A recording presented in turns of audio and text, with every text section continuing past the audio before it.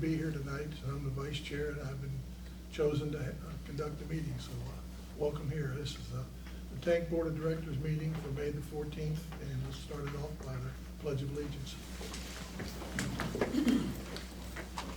Pledge allegiance to the flag of the United States of America and to the republic for which it stands, one nation, under God, indivisible, with liberty and justice for all.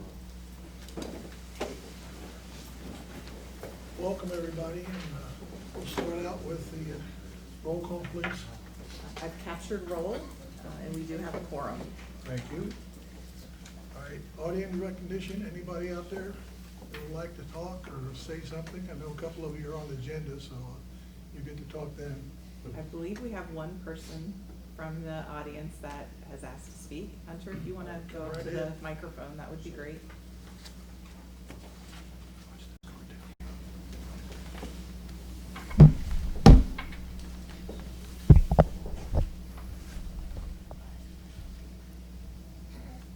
One second, I'm trying to get that. So in southern. Excuse me. Sorry. Can I ask you to say your name and where you live? Okay.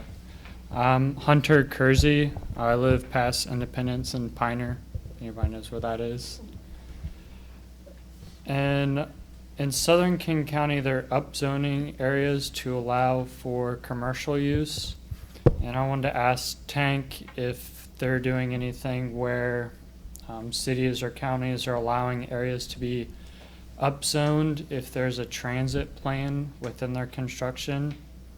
I know I emailed Tank and I got a response saying that when Tank is made aware of new developments that they're asked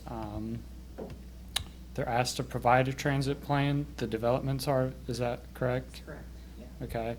And so I wanted to ask if Tank can consider working for the counties to upzone certain areas, maybe from single-family housing to duplexes, or duplexes to fourplexes, if they at least have some sort of transit plan.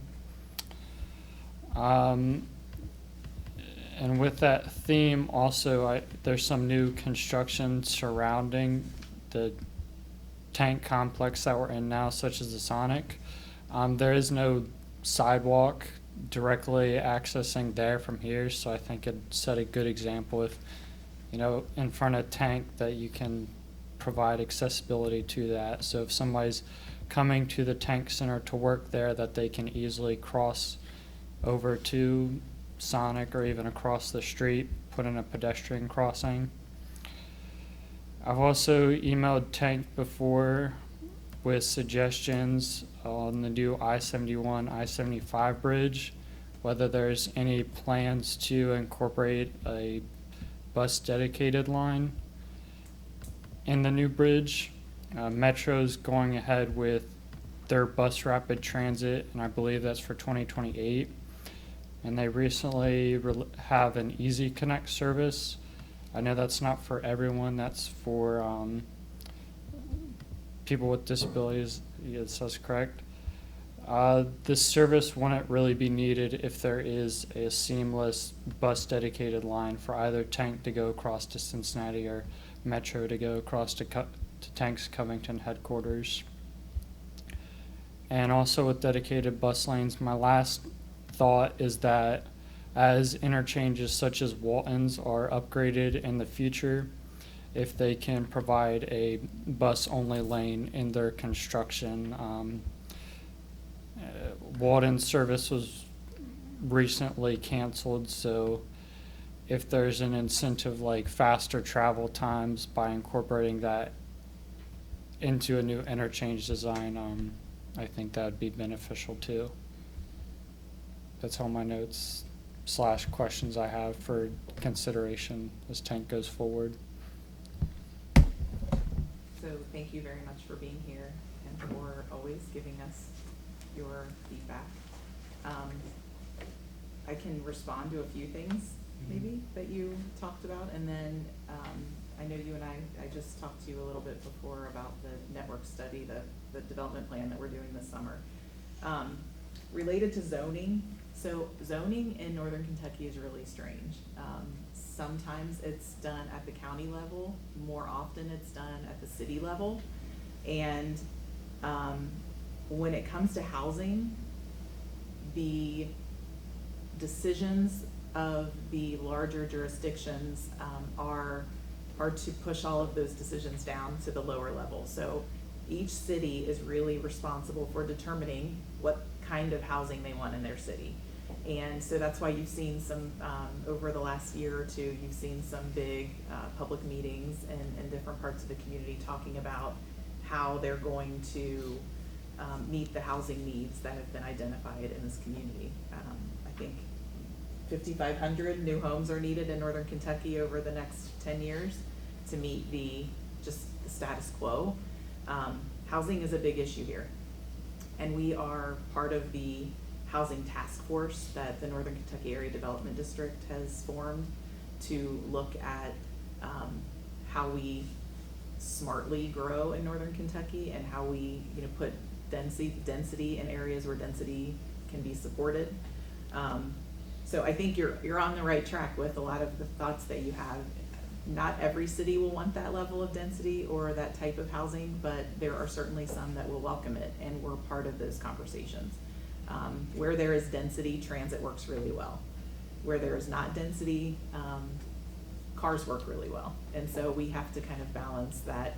We don't have the funding to be able to have great service everywhere. So we have to really focus on where our service is going to be most heavily utilized and work the best within the framework of the environment. So I think that's, on the housing side.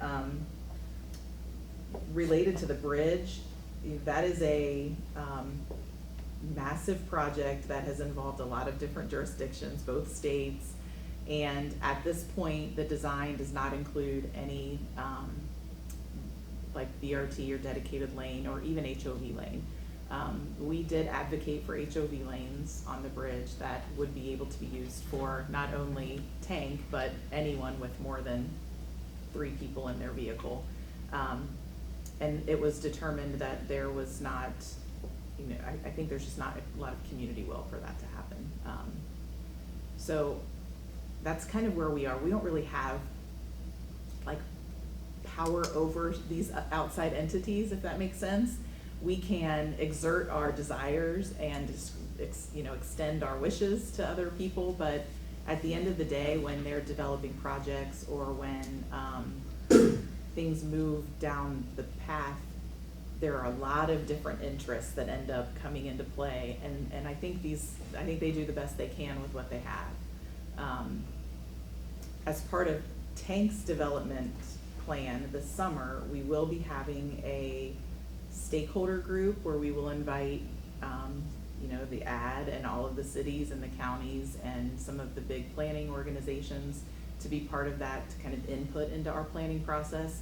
We'll also be asking for some rider and some community feedback. I think you would be a great person for us to reach out to and have as part of that, because you have some ideas and some thoughts about how we can improve transit in this community. So I think that's, if you're amenable to that, I think we would like to kind of insert you into that process. I think it makes some sense. I think that's, keep talking to Olivia, keep giving her feedback. We're taking it and we're digesting it when we can. It's not, we can't always act. Yeah. But we appreciate the feedback. Any other board members like to say anything? I just add thank you, Hunter, for being here and sharing your thoughts. Appreciate it.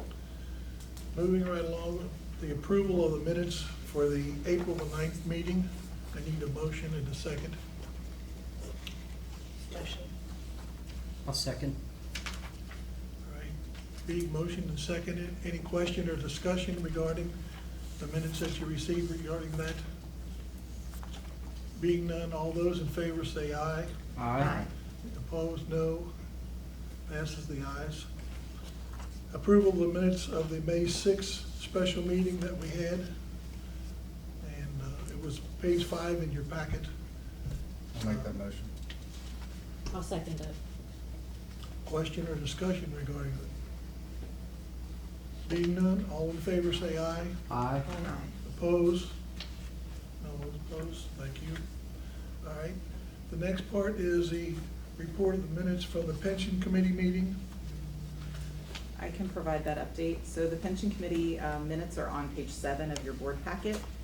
The committee met on April 30th at 10 a.m. and we received a portfolio review and market review from US Bank at that meeting. As you can imagine, our portfolio is not doing as well as it has in the last couple of years, but it's actually holding its own fairly well. So we were all pretty surprised to see that we hadn't really lost anything. We're just not gaining at the rate that we were gaining over the last few years.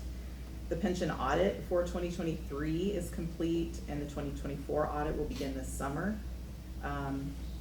We reviewed the actuarial work and ended up at this meeting taking action. You may remember at the last couple of meetings we've talked about the pension plan and the discussion of, is this the best model for us to be in, or are there other models for a pension plan or other kinds of retirement plans that may work better for Tank.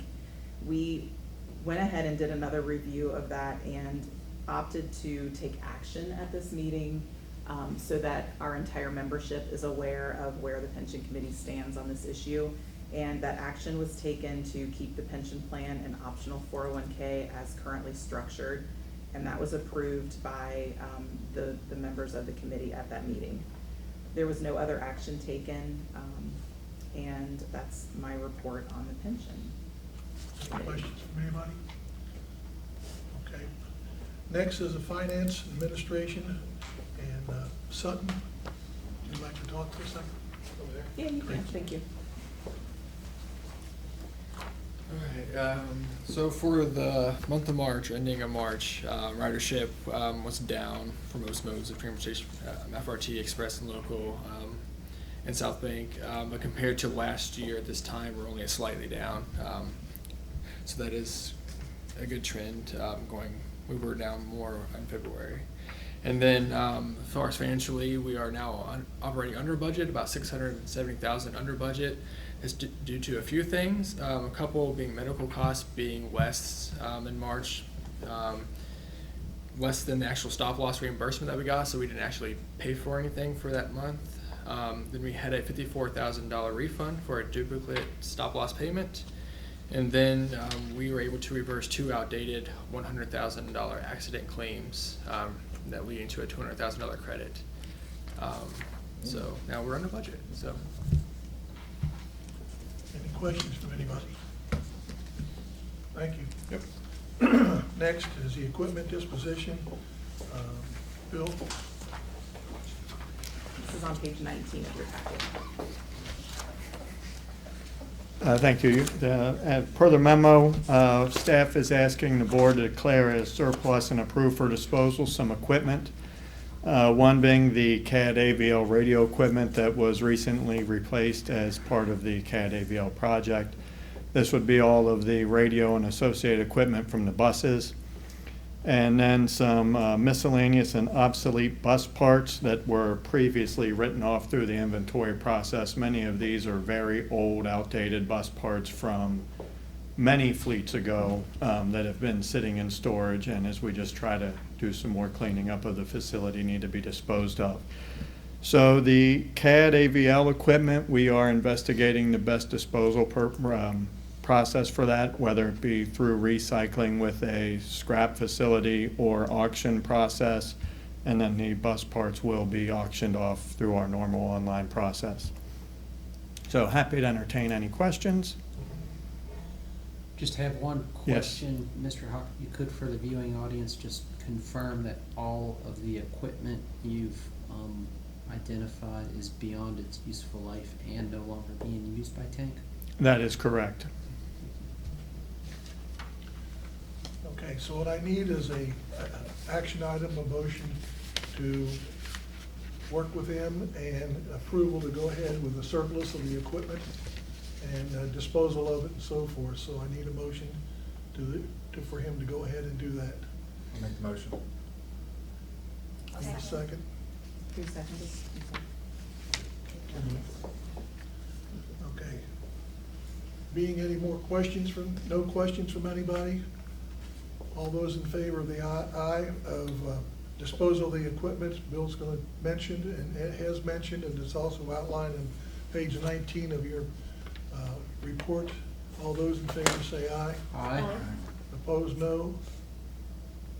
Aye passes. Thank you. Disposal, thank you. Next on the agenda is a DBE plan update for information. It was on page 20 of your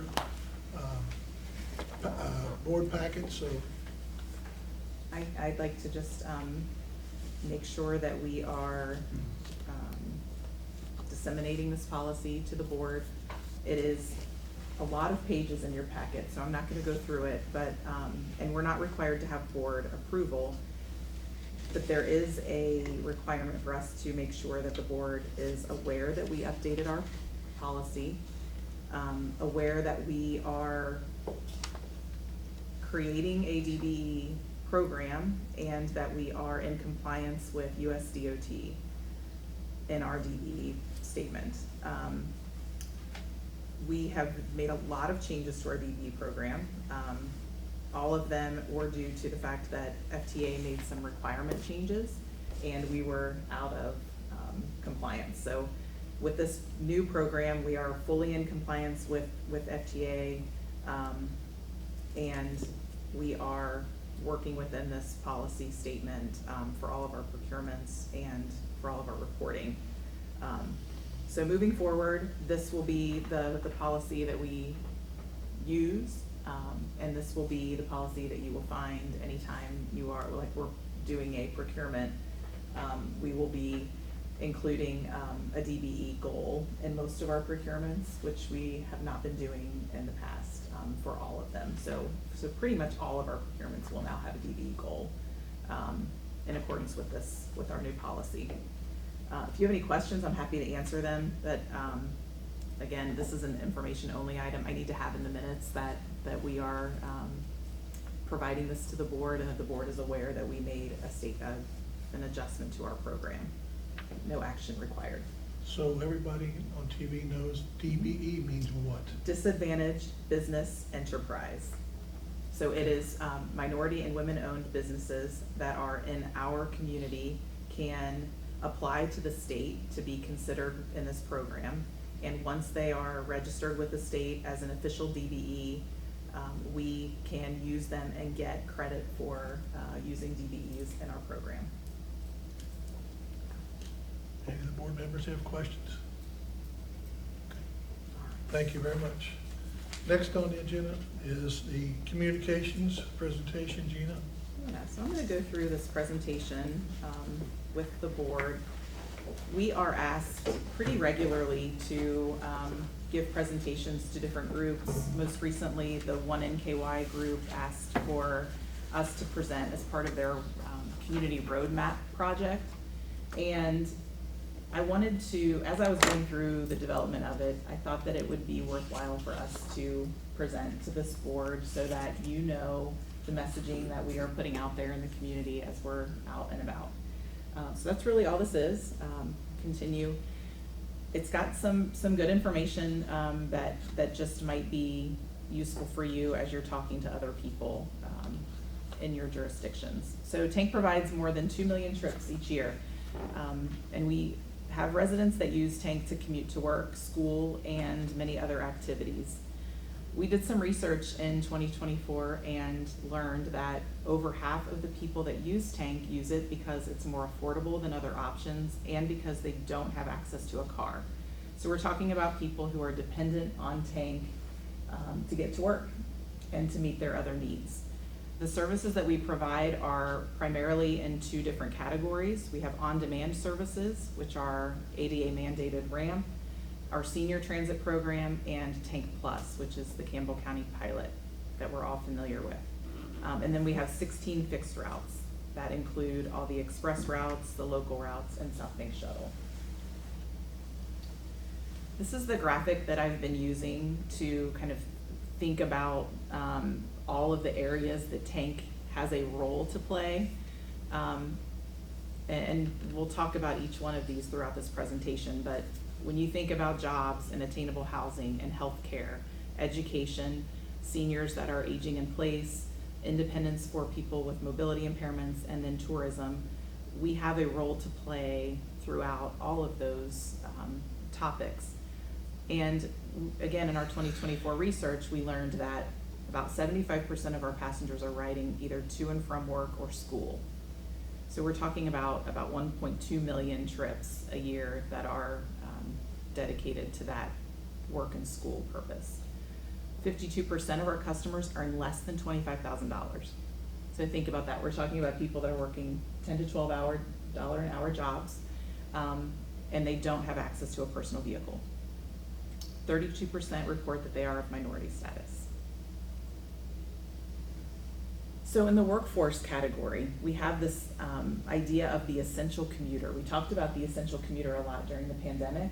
It's people that work in some of the jobs that require you to show up every day. So we're talking about shipping and logistics jobs, CVG, people that work in acute health care, child care, and then all of our frontline workers, grocery, basic goods, fast food. A lot of those employees use Tank to access their jobs. In 2024, Tank transported employees to jobs 1.2 million times, and we have about 180,000 jobs currently accessible on Tank routes. However, we say that the level of service and total travel time for the customer varies greatly. So we've talked about this transit penalty idea. If you drive your car from point A to point B, you can go in a very direct fashion, right? If you use the bus to get from point A to point B, there is usually a penalty from a time standpoint. And what the national penalty that's kind of acceptable is 2 times. So if it takes you 20 minutes to drive to work, for a 40-minute transit commute would be acceptable. On Tank, it's usually more like a 3 times penalty. And a lot of that has to do with the fact that we don't have cross-county service. We have a lot of north-south service. And then it's the connection with Metro requires a transfer. So one of the goals that we have in our study this summer is improving that transit penalty, looking at ways that if you are transit dependent, getting that penalty down to a more manageable amount. Does that make sense? Okay, the next category we talk about is attainable housing and health equity. Some good information here. Costs related to car ownership is about $10,000 a year.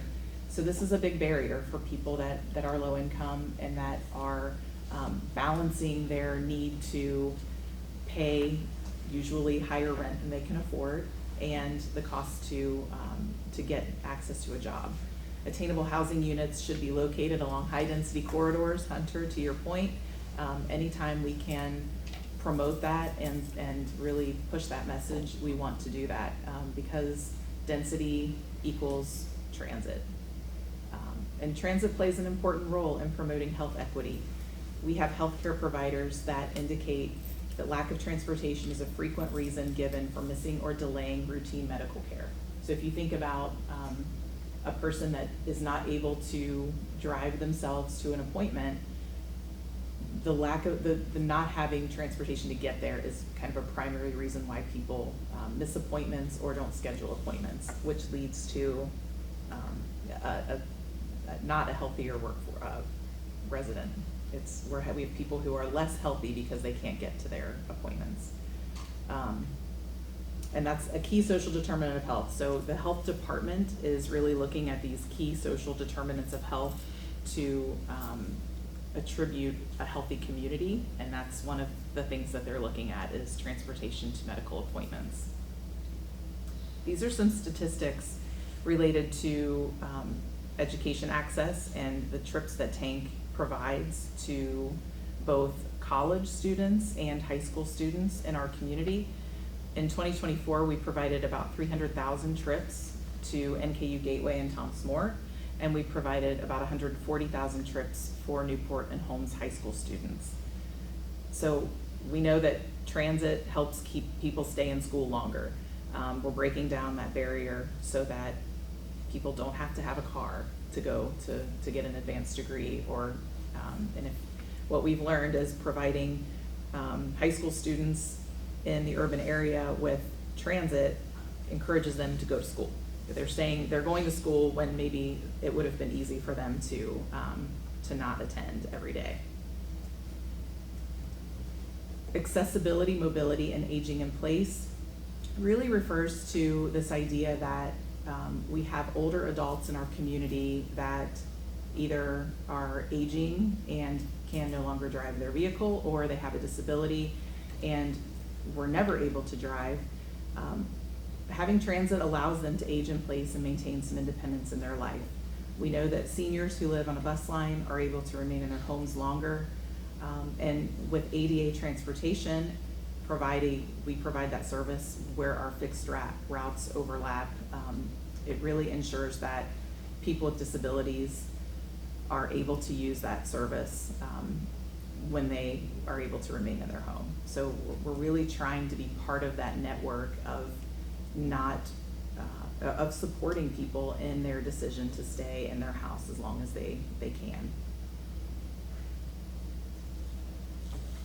On the tourism side, Cincinnati, Northern Kentucky is an international destination. Our route to CVG provides 30-minute service 7 days a week and a direct connection to downtown Cincinnati. We provided over 170,000 rides on that route in 2024. The vast majority of those trips are employment trips, so we're taking people to jobs at the airport, but we do have a fair amount of people that use the service to get to the airport to travel. And then, as you know, South Bank Shuttle provides that convention and visitor link on the riverfront with about 180,000 rides provided last year. We talk about this all the time, what's next. We have this consultant-led study later this summer that is going to really focus on retooling the way we provide our service.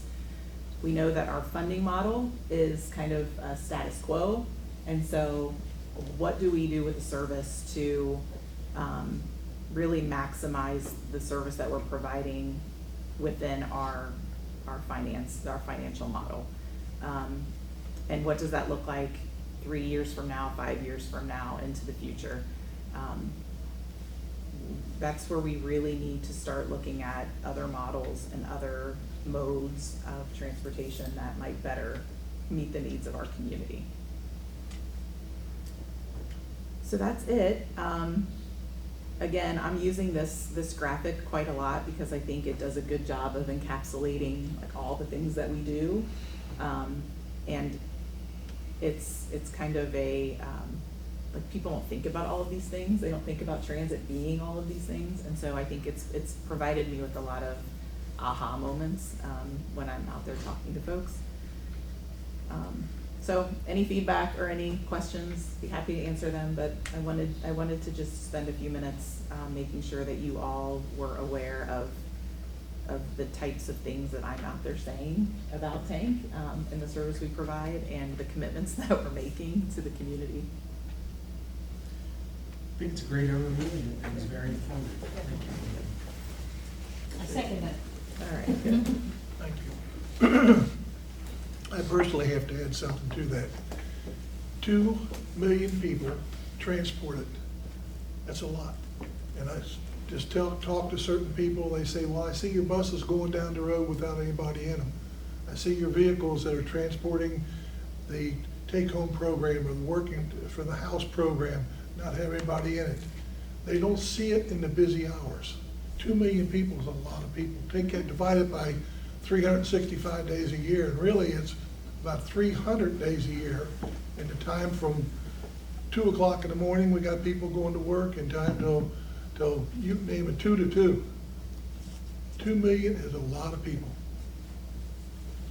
Any comments from anybody else? Thank you. All right, next is old business. Well, Gina, let's do this. General manager Yeah, report. the only thing I would say is we are headed down a path to review proposals for a planning study. So we will be prepared in June to ask the board for action. Otherwise, I'm good. Everything else is included in the report. All right. Old business.